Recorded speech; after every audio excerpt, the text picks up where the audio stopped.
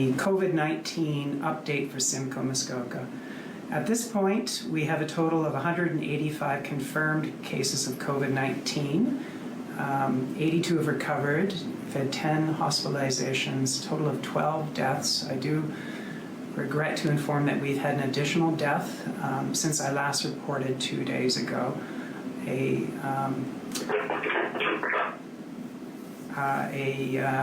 woman in her 90s in the Bradford Valley Nursing Home. So I do wish to express my condolences to the family members for their loss. So if we look back on the cases that have occurred since my last report, they constitute a total of 20. 4 of them, of the new cases, are in the Bradford Valley Senior Home. All of them are females in their 80s. We've had additional 16 cases, so out of the 2016 cases that are in the community, and their ages range from under 10 to in their 70s. We have, of those, 15 that are self-isolating, 1 that has recovered, and 4 of them obtained their infection through a close contact of another case. 1 was travel-related, 5 were community-acquired, and 6 are under investigation.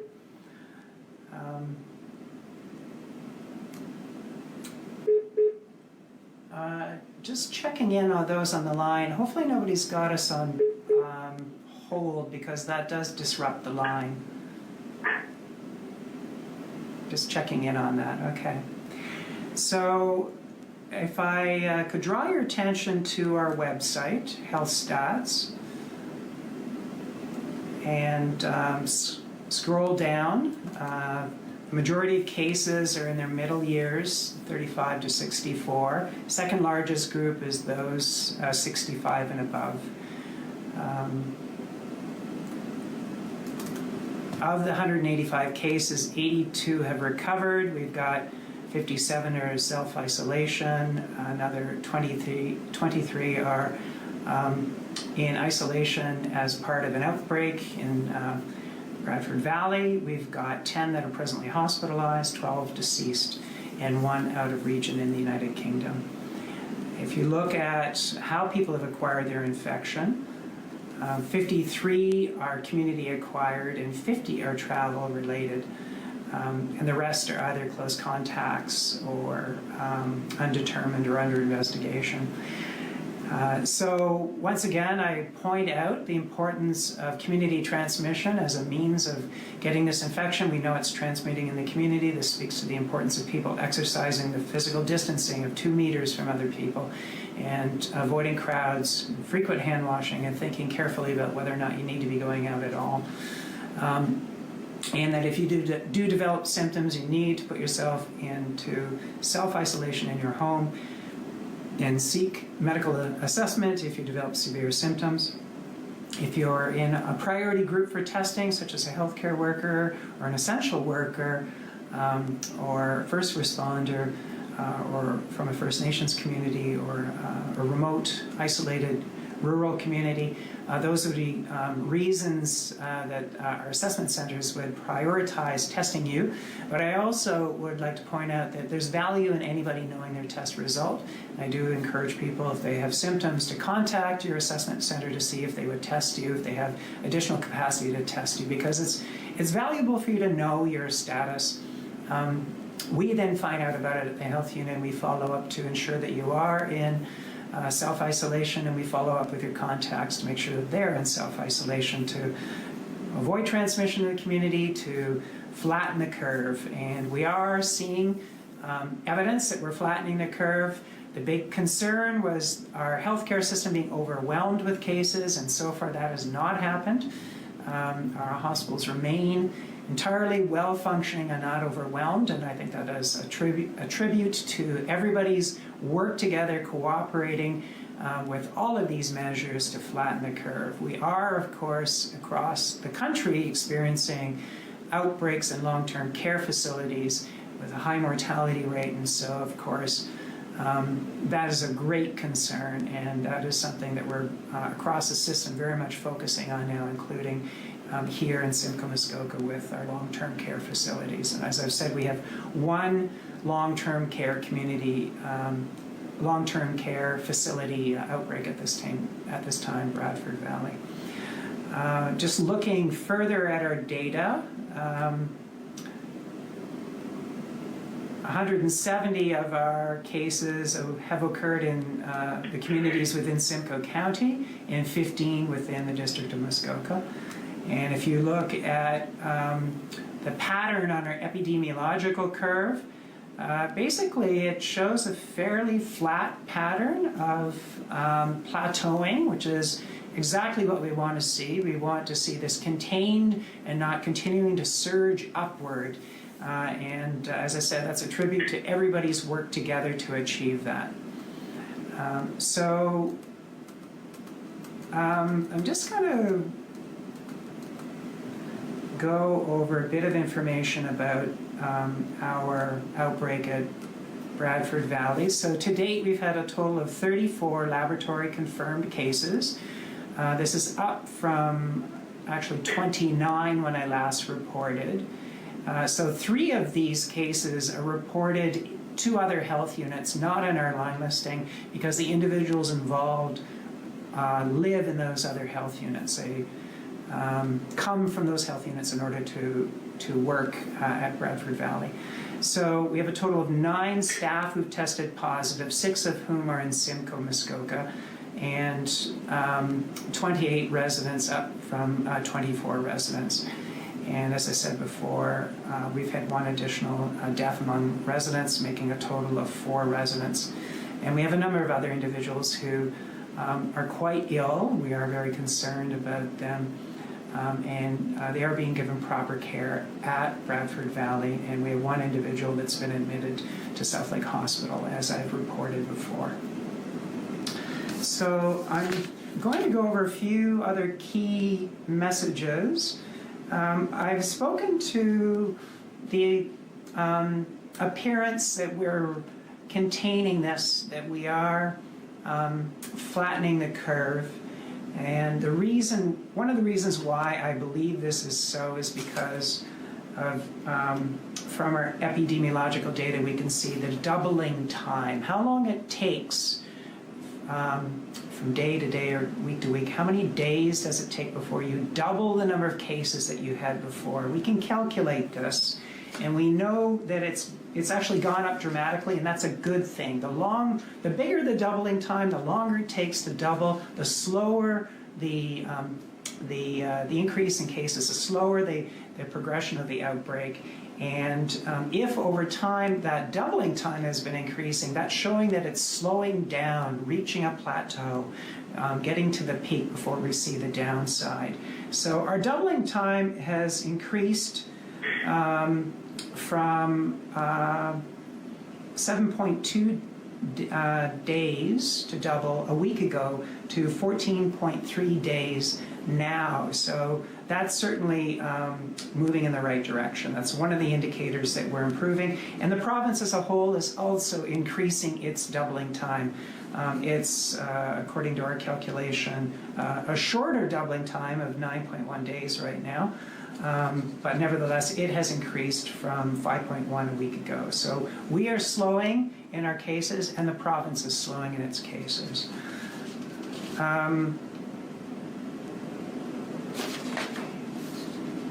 So there's been a question, when will this end? I would say that no one can predict that for sure. Our modeling suggests, and maybe also the experience of other jurisdictions that have gone through this before us, that it is weeks yet before the present surge of cases, the present wave of this pandemic peaks, abates, and goes down. And after that, there is the potential for it to come back again. If the majority of the population has not become infected with this, and by my reckoning, probably the great majority of people have not become infected with this, otherwise we would have seen it in terms of reported cases and the hospitalizations. then we remain vulnerable to the infection in the future, and there's a potential for it to come back. So we anticipate the potential for future waves, and that we would need to continue this kind of surveillance and monitoring. The province would need to look at, over time, what controls it can back away from in terms of the restrictions on our lives and on our businesses, and when it would need to put some of those back into place if it starts to show signs of returning. So that's the situation that we would be in. This could take as long as a year and a half or 2 years until the point that we get a vaccine that we can provide to the whole population and get everybody protected so that it truly brings it to an end. There's an updated online tool to assess yourself on the Ministry of Health's website that's more user-friendly, and so I would recommend if people want to check that out. That's good. Certainly if you have any symptoms, it's a very good thing to use in order to help guide you as to what to do to help you conclude about whether or not you could be a case. We've had people from time to time wanting to know how to report potential violations of the restrictions on non-essential businesses or non-essential services, or locations where people are congregating above 5 individuals, or other concerns of that nature. And so we've just put up on our website today a location about enforcement and complaints that can help guide you as to where you could take such complaints. One of the things that we're getting reports on through the media is that alcohol consumption has gone up at this time, and certainly that's of concern. That really, to me, speaks to the potential harms of these restrictions on our lives. And there is no doubt in my mind that there is harm from these restrictions on our lives. We're doing this for a very good reason, and that's to prevent more illness and death from COVID-19, but the restrictions themselves are hard on people, and so that could certainly manifest many ways, including in alcohol consumption. So I would like to remind people that there are low-risk drinking guidelines, and we do have information on our website about those guidelines, and if people are considering that maybe they're drinking too much and it's hard on their health, that they could have a look at those guidelines and get about a sense about that. We've got some changes coming up on our website, COVID website, with regards to our reported cases. We want to take more of an analytic approach, give you the bigger picture, give you some mapping. So look for that in the week to come, possibly Monday. If not then later in the week. So a few questions that have come up from the media. We had some questions about 2 residents who were past the 14-day period and were still listed as self-isolating, and what's the status. I would say that both of those have recovered, and we'll just need to update that on our website. And just to clarify, that recovery takes 14 days at a minimum for cases. It can be longer if they have symptoms. We've been asked to clarify how we report cases that may be people from other jurisdictions. And so in going over this with my staff, there are instances where people have a home elsewhere, have a cottage here, or are renting a cottage here. And if they become a case here, how do we record that? Do we include that on our line listing? Does it get included instead on the line listing of the health unit where they reside? And our approach to date has been that we record them on our website if they are residing here while they're recovering. So if they're choosing to stay here in their cottage or in a rental, or they're in hospital, then we're including them on our website and we're including them under the municipality where they are recovering. Some additional questions from the media. Can you get COVID-19 from food prepared by someone who may have it? And can you get it through the water supply? So first off, with food, it's very important that food be handled carefully because it is possible to put the virus on food if you're not careful with hand washing. Certainly you should not be working as a food handler if you have any symptoms at all of COVID-19, and you need to be washing your hands frequently. I talked before about how the gloves are false security. Much better you're not using the gloves or washing your hands on a regular basis, because wearing gloves means people tend not to wash their gloves. The gloves can become contaminated. But in theory, it's certainly possible if somebody's ill and they cough and they end up affecting the food. That is a way that people can get ill. What I would recommend is, first off, that employers in food establishments need to screen their employees. That employees in food establishments need to self-screen and self-isolate if you have any symptoms. And those who buy food should be washing their hands before and after they go to purchase food from, say, a grocery store. And we have a lot of information on our website about how to safely shop in a grocery store. But I suppose one way of looking at purchases from restaurants is you're relying on the proprietor and the employees to exercise that due diligence of self-exclusion, exclusion of sick employees, and hand washing to minimize the risk. That's what you're doing if you're going to buy their food. Another question, had a report from an employee at a large company in Huntsville. They got an email from HR letting them know that an employee had been tested for COVID, and will they have an answer by next Wednesday. What's the protocol for this? Should the company continue operation? What should employees do? Well, first off, I would say that at the Health Unit, we know of absolutely every case that's tested positive, because under the Health Protection and Promotion Act, that information has to be conveyed to us and to the ordering physician by the laboratory. So we get them in a timely way, and we follow up with all individuals that are affected in order to put them into home isolation or self-isolation, and to follow up with their contacts in order to arrange for them to go into isolation. And if there's an affected workplace, we approach the workplace itself and work through the issues with the workplace, identify people that need to be going into home isolation, and identify any cleaning that is required. And so although I don't speak to specific cases, because we protect privacy, I'd like to assure you that we follow up on each and every one of these positive results. There's a question here about under the Quarantine Act, there's very strict rules to be followed for anyone who has traveled and is returning to Canada. Who can enforce the legislation under the Quarantine Act?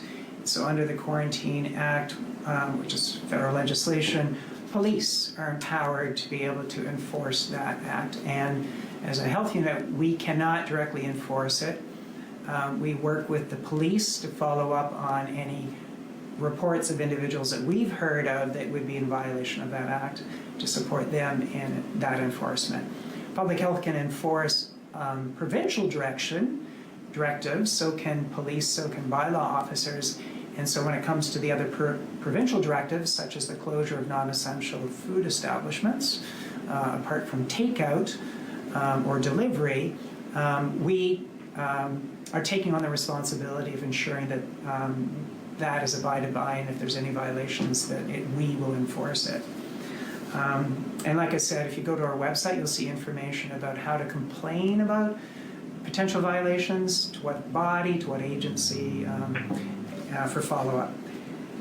So another question here, if someone tests positive for COVID-19 and it is a close contact or community acquired, who ensures or enforces that this person self-isolates for 14 days? What is the process? So we in public health follow up with all such cases, direct people to go into self-isolation, direct their contacts to go in self-isolation, follow up with them routinely, daily, to make sure they're doing that. And if we have information to suggest that they're not, we can enforce it with an order from the Health Protection and Promotion Act. So we do that. We carry out that enforcement. Public Health Ontario gives a breakdown of the number of hospitalized, number in the ICU, the number of patients on ventilators. Can you please provide these numbers for Simcoe and Muskoka? So I would say right now we have 10 people who are hospitalized, we have 6 in the intensive care unit, and we do not have information on hospital patients with regards to their ventilation status at this time. So another question is, what is the breakdown of cases per hospital? Where are they? How many are in each hospital now? So we have in RVH 4,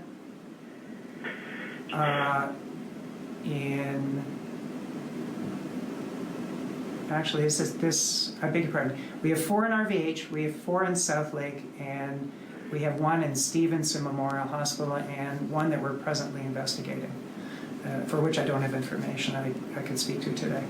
Another question, I have been told the health unit has put out a call to hire nurses to assist in contact tracing. Is the health unit having difficulty meeting the need right now with the staff they have, specifically with contact tracing? So we have deployed almost all of our staff from their former program delivery to responding to COVID, whether it would be case and contact management or responding on our telephone line, the health connection line, or doing the epidemiology work, or doing communications, or other support positions. And we still have some staff that are in other programs that we're now drawing over for training for the purpose of case and contact management.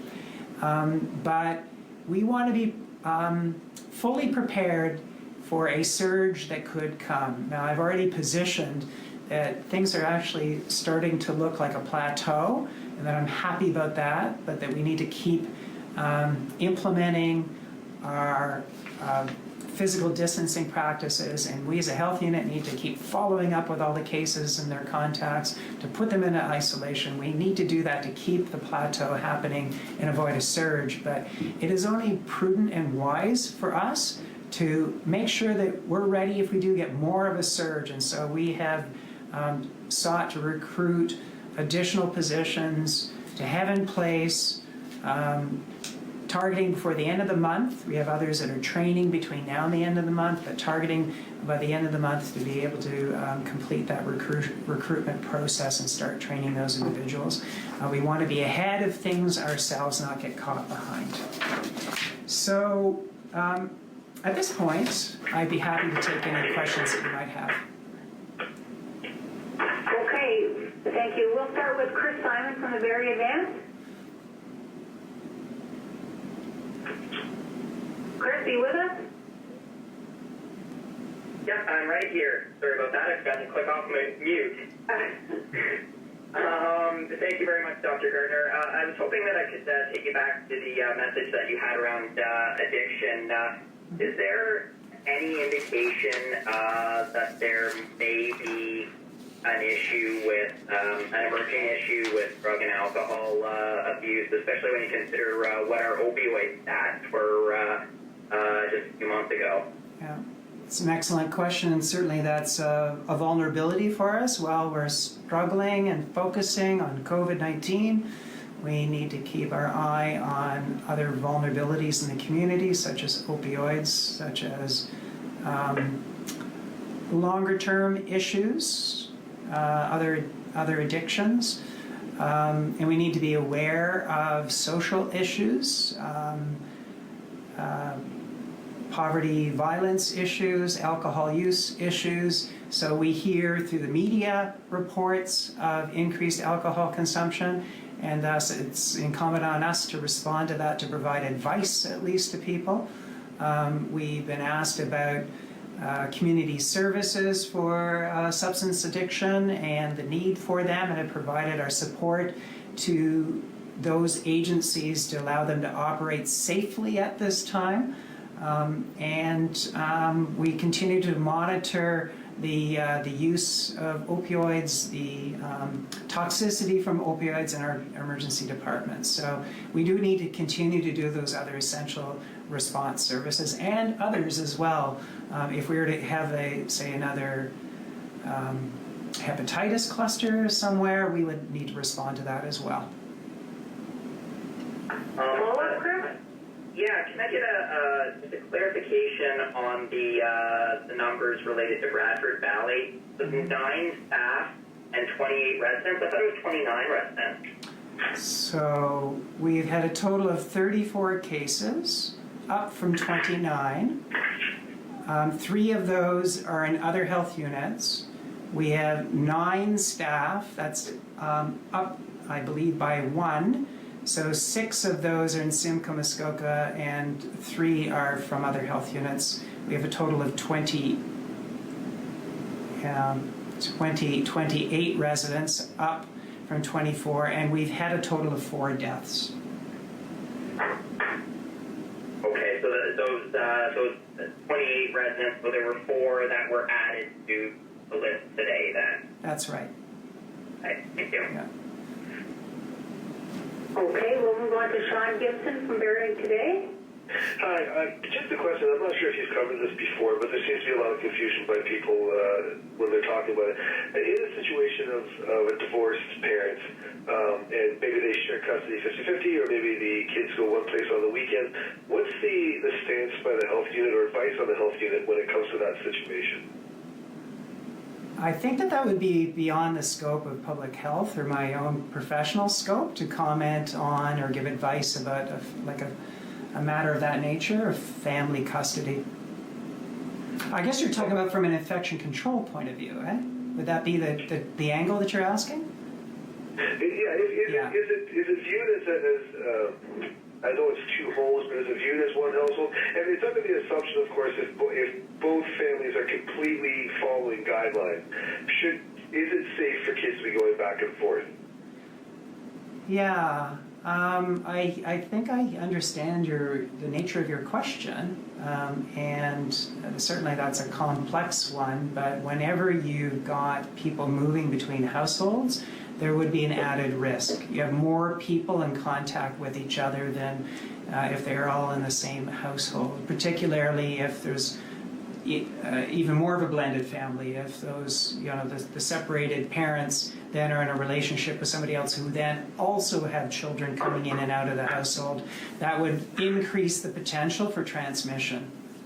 Every sort of additional interaction like that increases the potential for transmission. It's hard for me to say definitively they shouldn't do it. I can just say definitively it would increase the risk. Thank you. Yeah. Anything else, Sean? No, that's good. Thank you. Thank you. Erica Engel, Collingwood Today. Hi. I'm asking specifically about the province's order that long-term care staff can only work at one location now. Yes. I just wondered if you're hearing if this is creating staffing issues in the region, because if people were working 2 places and can only work one, they would have to pick between. Yes, thank you for the question. Certainly I can see the potential for it. I think that's probably why the province was reluctant to go there until now, go with that particular intervention. I'm glad they have, because we've seen that this has been a dire situation with the large number of outbreaks in long-term care facilities across the province and the large number of deaths. Close to half of the deaths across the country have been related to these outbreaks. So the province clearly had to do what it did and do the many other controls that it's put in place. I think there's the potential for that kind of a staffing shortage, but I don't actually have data to be able to definitively speak to it or say that there is.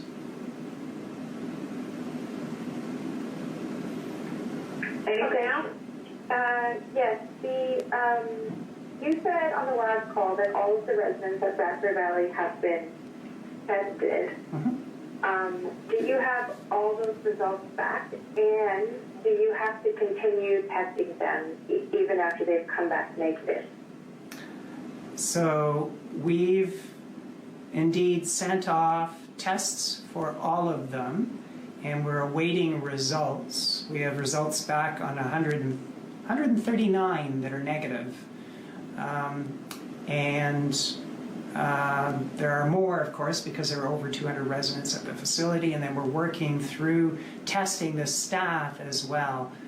It's a big job, and it's required the direct participation of staff from the assessment center at South Lake to be able to carry that off, as well as support from the public health laboratory system. So we're awaiting those results, but what we've got back so far is 139 negative results. Do you have to retest those residents on any sort of schedule since the home is still in outbreak? It's a very good question. Certainly a negative result now could turn into a positive result later. It's no guarantee that they aren't incubating or that they might get exposed later as part of the outbreak and become a case. So on an ongoing basis, as we manage this outbreak, they would all need to be closely monitored, temperature checked twice a day, along with the staff. And if there's any further identified cases that they would need, or people with symptoms that could be cases, they would need to be tested. And anyone that they've been in contact would need to be tested again, staff or residents.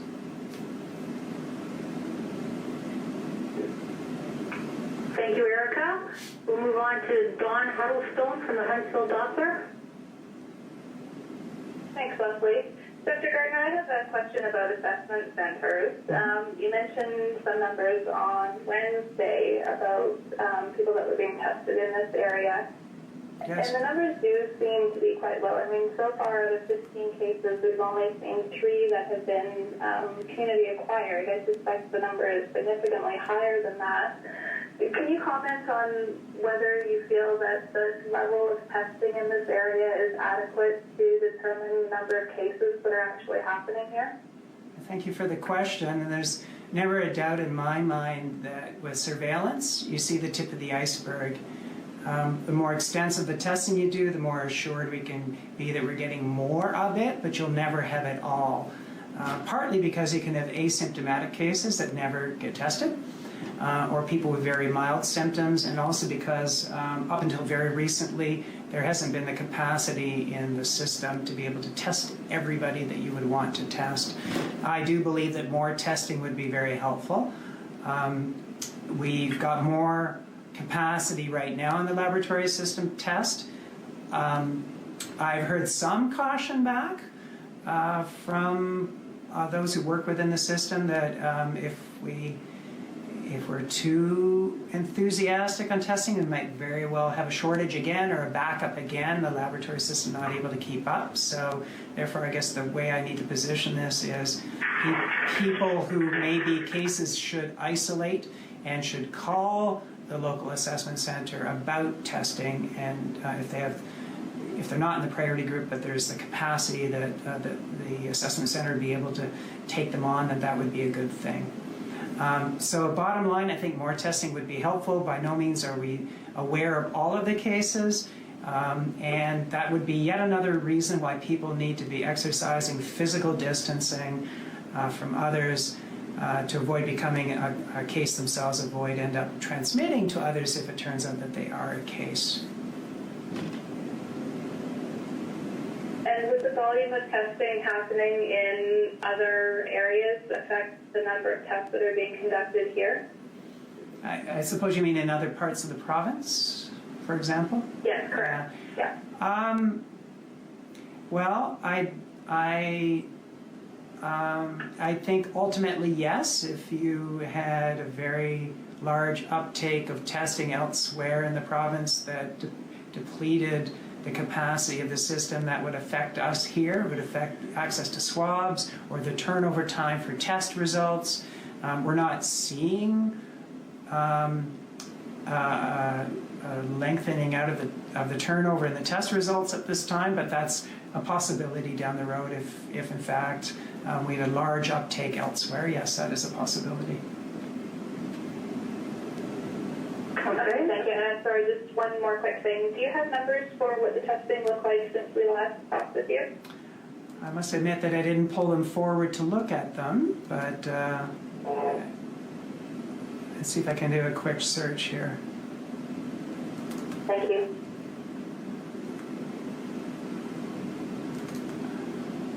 Please bear with me while I look.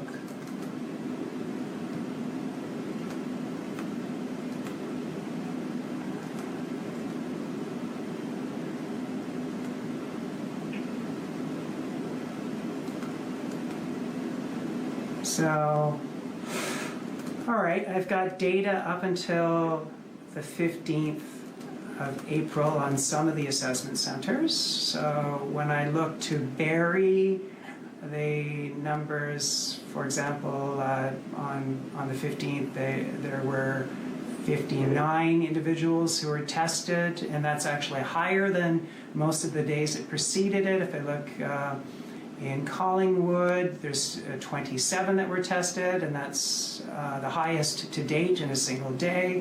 If I look to Huntsville, it was 21, which is the second highest number that's ever been tested in a day, and in Bracebridge, 21, which is the highest that they've ever had tested in a day. I don't have current numbers on the other sites, I'm afraid. Okay, thanks, Dr. Gardner. You're welcome. All right, we'll move on to Doug Cross from the Muskoka region. As well. So we have someone, if we had someone who tested positive from another jurisdiction, they're in another health unit that they visited up here, spent a few days, and then they go back to their home to find out that they have it and they're recovering there in self-isolation, et cetera. Does that health unit pass on the contact tracing element of where they were within Simcoe, Muskoka to your health unit, or is it all done from the other health units? Do we have a sense that people have traveled and gone back? Yeah, so in the instance that you described, that other health unit would contact us to inform us about the situation, and then we would investigate the contacts, because the contacts for the most part would be residing here, and we'd need to do the follow-up with them. So are you seeing a lot of instances of that happening with all the travel that happened, for example, last weekend? That's a good question. I don't actually have data right in front of me about that. I'll look into that and report back when we next meet on Monday. Okay. And just we had our first instance of the OPP laying a charge for people unlawfully assembling in Lake of Bays. Are you surprised we're not seeing more of that, or do you think we're entering the next phase of enforcement within the health unit? Well, so far, I think it's been very remarkable how good the cooperation has been. I think people really take this seriously. In my own personal life, I've noted tremendous compliance with the direction that's been given, the directives from the province. But the weather is getting better, and that, of course, tempts people to go out and enjoy themselves, and perhaps enjoy themselves in larger groups, or go to places that they might not be purposefully getting together, but they're going to places where you end up being in groups, say the drop-off locations for entry to lake locations. You end up with crowds that way. And I would expect also, as this goes on and we fatigue from all these restrictions on our lives, that it's going to be, I think, more of a challenge for us all to abide by this for as long as we need to. And so it would not surprise me that we'll need more enforcement to keep it happening. All right, terrific. Hope you have a nice weekend. You too. All right, Nathan Schubert from the Moose FM. Good afternoon, Dr. Gardner. I just wanted to ask you about, do you know on average how many people are being tested a day at both the Bracebridge and Huntsville assessment centers? I don't have an average, I have a day-to-day count. So I've given the count for Wednesday. If I look at the date, just to give you a sense of things, if I look at the 2 days before it, if you look at Huntsville, on the Monday, the 13th, they tested 8. On the Tuesday, they tested 8, and on Wednesday, 21. Bracebridge, the Monday it was 12, Tuesday it was 11, and then on Wednesday, 21. Does that give you a sense of things? Yes, it does. Thank you. You're welcome. And second question. Do you know if there are any limitations at the assessment center? For example, how many people they can see per day? I mean, I know how we have to set appointments, but is there a limit? I have no doubt that there are natural limits to how many they could manage safely without exposing people to each other. They do have to manage the infection control very, very well. And there would be natural limits to how many swabs they would have access to. Offhand, I don't know exactly what the number would be for each of the sites. Thank you. You're welcome. We'll move on to James Bowler from Coachco. Yeah, thank you. Hi, Dr. Gardner. Just in regards to the reporting on patients that are choosing to recover here in Muskoka versus the ones that are maybe going back to their primary residence. And what I'm gathering here is you're saying that this health unit will not report the ones that leave immediately. And if that's the case, would it still not be prudent to report them here because they could have added to the community spread? So there's no doubt that we need to investigate their contacts to put them in isolation. And one thing I'm not providing to you is the number of contacts. That's obviously another number altogether compared with the cases. But we do receive report of them from the other health units where they go back to, and we do our contact tracing and follow-up and put those individuals in self-isolation as needed. But I just mean specifically reporting it here as well. I know that they're not here anymore, but however, these individuals would become tested positive here. So there is a possibility they could have spread in the community. And just for the community's view of this, would it not be prudent to at least report it, that it was here as well? So if I understand you see value in such instances being in our line list, so that people would have a tangible sense that it's happening in their community. I think that is a worthy argument. I would take it under consideration. Okay, thank you for that. I have one other question, which came from our followers for your TV. Just about the travel. I know the latest Bracebridge case is travel related, and obviously there are people still coming into Canada, even despite the fact that the call was made a month ago to come back. Is the health unit playing any role in making sure that these people are self-quarantining? I know Justin Trudeau did put out the call that, or rather the order, that they need to be quarantined immediately as soon as they return to the country. If they're coming to the Muskoka catchment area, is the health unit playing a role in helping to make sure that they do self-quarantine immediately? So we can't enforce it. The police are enabled to enforce that federal piece of legislation, but we certainly promote through the media and social media the importance of people abiding by that. And if we hear of any instances, we work with the police in order to support the police in their enforcement role with that. Okay, thank you. You're welcome. All right, we'll move on to Mandy Webster from Rogers. Hi, Dr. Gardner. I'm just piggybacking off of Nathan's question in regards to how many people are being tested at those centers. What was the count at the Barrie Center? So if you look at Wednesday, which is the most recent data that I've got, the number tested on the 15th of April was 59. I don't know if you want like the preceding 2 days to get a sense of it or whatever. Sure, that'd be great. Yeah, so the Monday, the 13th, it was 45. The 14th, Tuesday, it was 53. It's been as low in previous days as 23 and as high as 63. Thank you. You're welcome.